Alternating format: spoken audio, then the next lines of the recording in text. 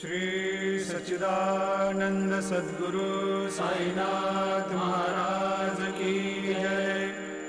जोडोनिया कर चरणी ठेविला माथा, परिसावी विनंती माझी पंढरीनाथा।